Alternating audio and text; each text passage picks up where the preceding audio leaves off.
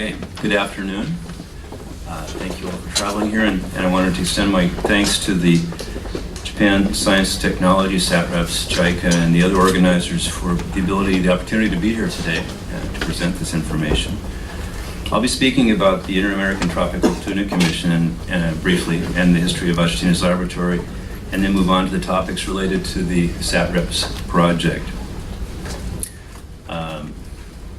The Inter-American Tropical Tuna Commission operates under the authority and direction of a convention that was entered into in 1950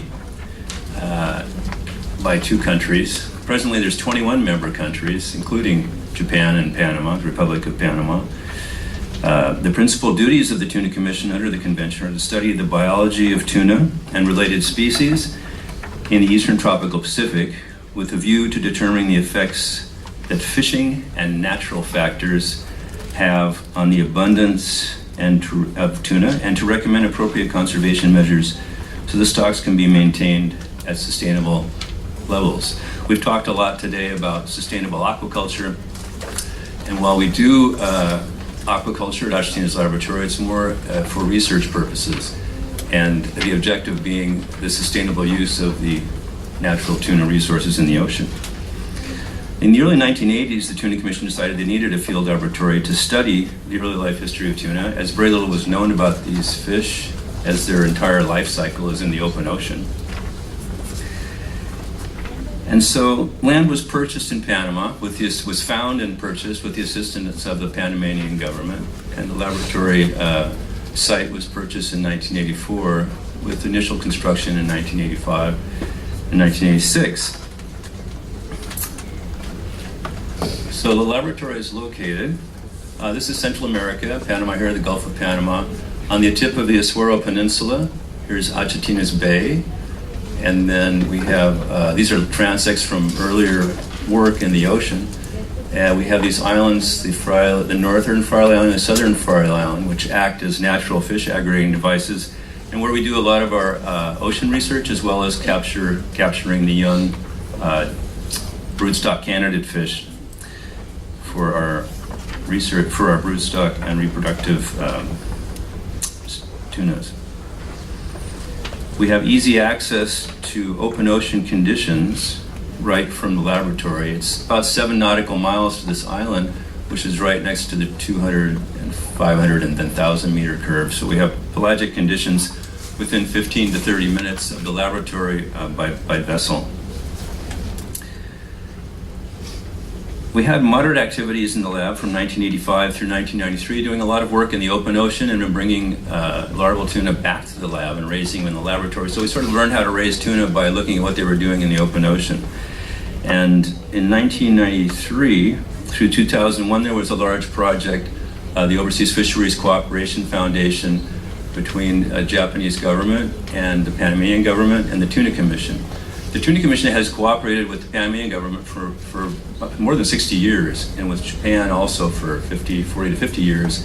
But the OFCF project was the first time that the Tuna Commission cooperated with both government entities at the same time. And it was a very successful project, and boosted the infrastructure of the laboratory to where we reduced our at-sea work and did most of our work actually in the laboratory simulating open ocean conditions to look at how environmental factors might affect the early survival of the early larval and juvenile stages in the open ocean. So what I'll talk about today, I work at the laboratory mostly in project management, but I'm also responsible for the broodstock fish, so for their capture and maintenance. So we'll look at, well, here's the laboratory from the air. That's the coastline and the Argentina's Bay, and there's the laboratory site.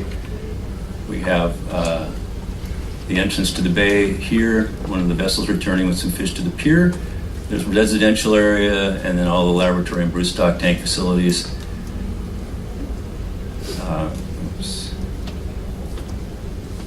Yeah, so we'll talk about tuna capture and transfer improvements. I'm just going to talk about a couple of factors during the SATREPS projects that improved our capacity to carry out the background or the important activities that we have to carry out to be able to do the research. So as I said before, we have the 7 miles to the island out here. That's where most of our fishing takes place, which puts us right on the edge of the Oswego Canyon, which is 3,500 meters deep out here. And that brings the open ocean fish right up into the island area. And we see everything from whales to manta rays to billfish, tunas, all kinds of things around that island during the year. So it's a very suitable laboratory location to be able to study pelagic fish both in the open ocean and bring them back to the laboratory to study them in the laboratory. So we developed a fishing technique during the OFCF project using a Kihara-Maru 1, which is an 8 meter long launch that we're still using. And that's basically catching the fish and placing them into an onboard fishing tank, a live storage tank here, which is just modified the tank that's used to store wild fish after they've been caught and put on ice to bring back to the market. And those fish generally we catch at 50 to 60 centimeters and stock them after a brief period in a quarantine tank of several days, putting them into the reserve broodstock tank, which is a 170 metric ton tank, where they might stay for several months until they're big enough to pass into our main broodstock tank. So just in summary, the Kihara-Maru 1, or the Kihara-Maru, has a top speed of about 14 knots or 8 knots with the live tank full, because it's about a ton of water, a metric ton of water in the tank.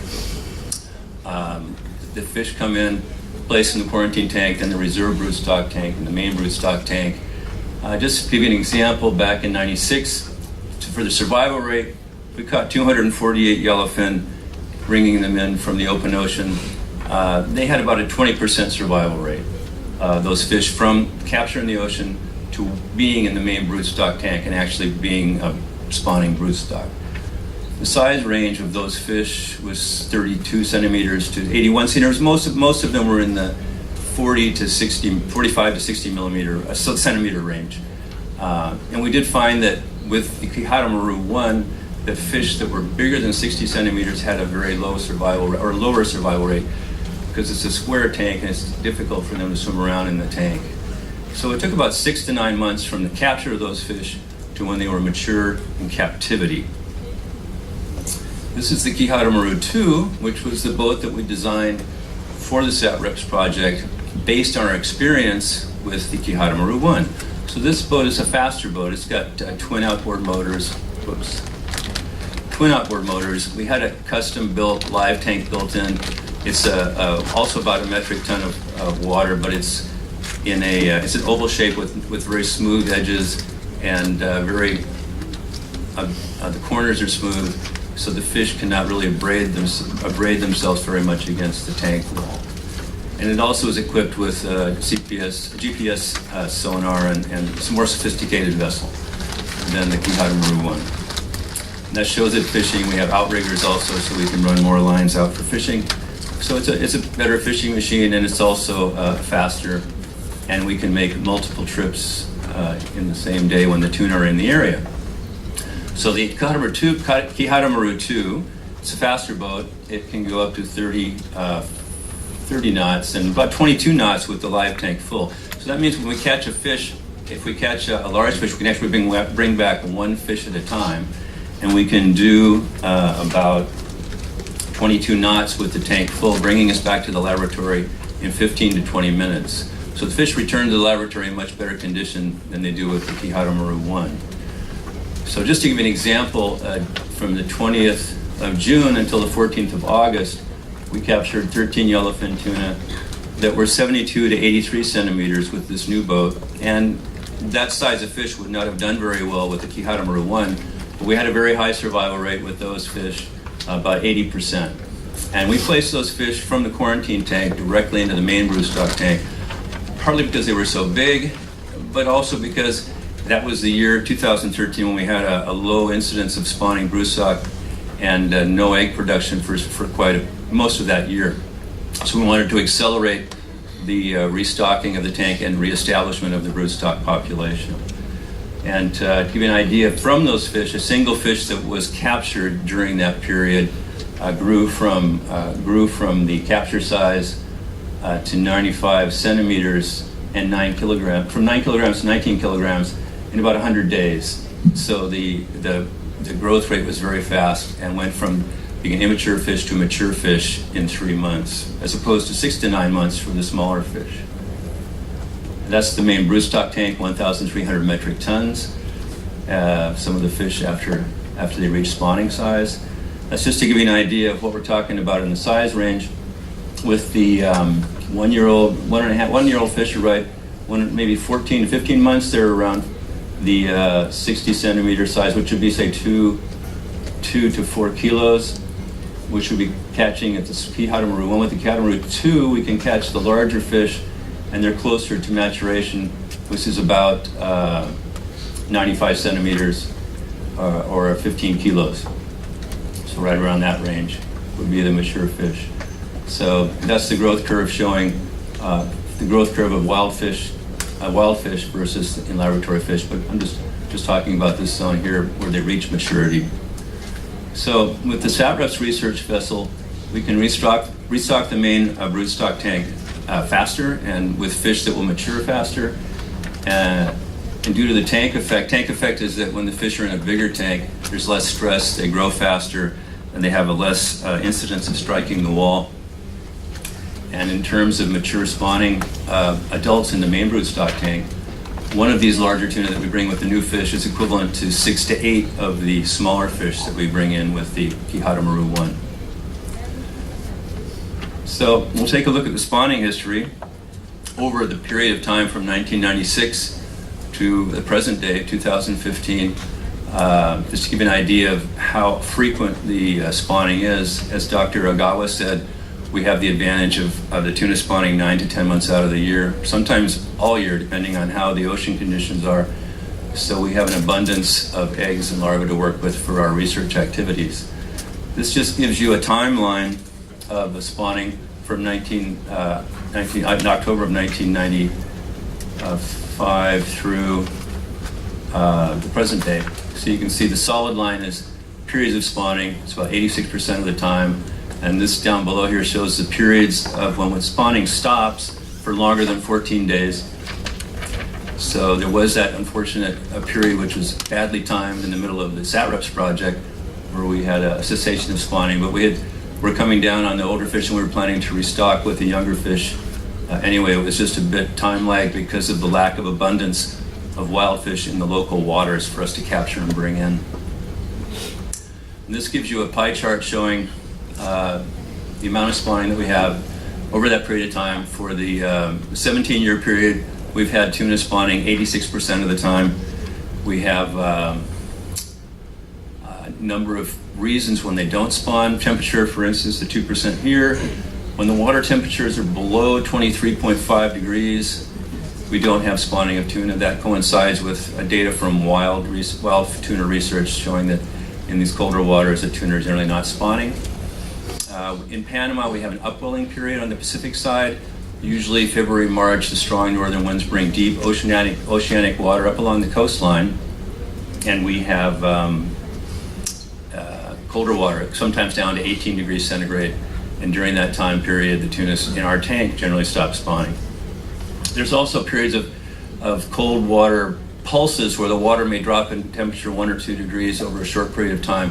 That tends to sometimes stop the tuna from spawning also, but for shorter periods of time. We know for certain that if the water goes below 23.5, there's not going to be any spawning until the temperature comes back up again above 23.5. We've also had some occasions where there was light pollution, a cameraman using camera lights at night or something that scared the tuna, actually stressed them out so they stopped spawning for a period of time. And then we have a 4% period, 4% of the time that there's no spawning, we don't know why. You know, lots of ideas, but we really have no proof of what those things might be. But generally speaking, most researchers come to Achitina's laboratory they will have the opportunity to work with eggs and larvae of yellowfin tuna. So as we'll be talking, other presentations were made today about a lot of the detailed results of research and significant research results that came out or are coming out of this project, But I just want to take a look at the research infrastructure upgrades that we did during this project, because we've been actually on a continual track since 1985 of developing and improving the infrastructure of Argentina's laboratory and making it one of the best research facilities in the Americas.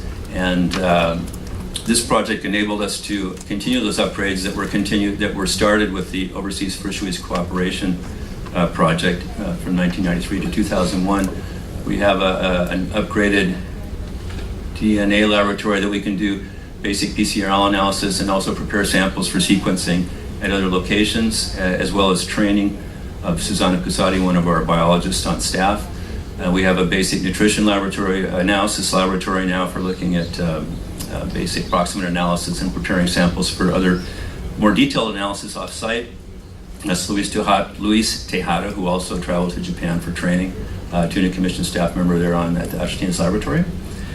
We also have, these are just a few of the large upgrades. We have many, many upgrades to pumps and to seawater systems that were a part of this project, but just the main points. These are the sea cages that were put in as part of this project to stock with juvenile tuna, which you'll hear about in a moment.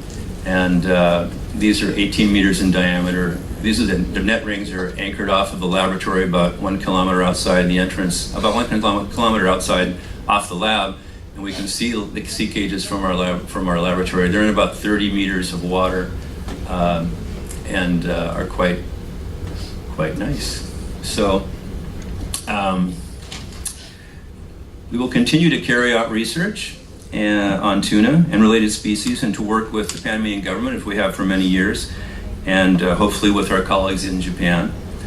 This has been an excellent long-term investment for the Japanese government and other organizations involved to ensure that in addition to the highly significant research objectives achieved during this SATREPS project, that the facilities and infrastructure have been prepared for many more years of research activities.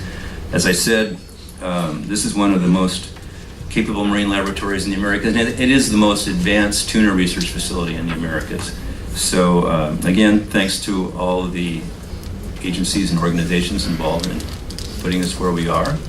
And with that, I'll say thank you very much.